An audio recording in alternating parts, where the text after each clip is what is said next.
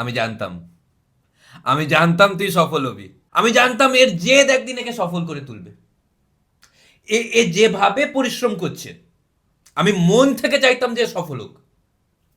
Good. কিন্তু তুমি তো সবাইকে বলে বেরিয়েছো নাকি আমি কখনো কিছু করতে পারবো না, আমার দ্বারা কিছুই হবে না।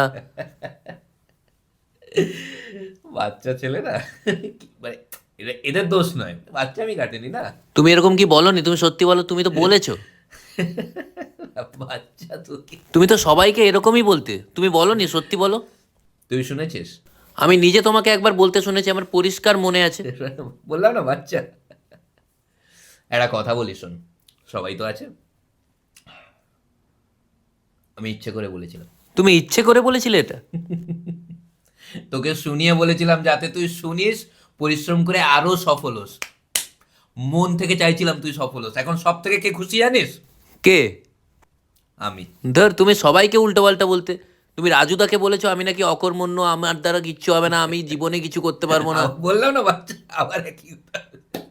তুমি রাজুদাকে বলনি, সত্যি বলো। রাজুকে ডাক, রাজু যদি সবার সামনে বলে দিতে এই পারে। তো রাজুদা চলে এসছে, রাজুদা বলেনি এ? রাজু যদি এখন সবার সামনে বলে দিতে পারে, তাহলে আমি বলবো কেন বলেছিলাম। হ্যাঁ, বলেছিলেন তো একবার। এই তো সবার সামনে বলছি, তুমি বলো তাহলে কেন বলেছিলে। বলো বলো, কেন বলেছিলে বলো। আমি কি জানতাম না রাজু তোকে বলবে? ও জানতেন আপনি যে একে বলবে? মন থেকে চাইছিলাম রাজু ওকে বলুক, যাতে ও সফল হয়। ঢপ মেরো না তো। একবার বলছিল আমি কিছু করতে পারলে নাকি কান কেটে দেবে।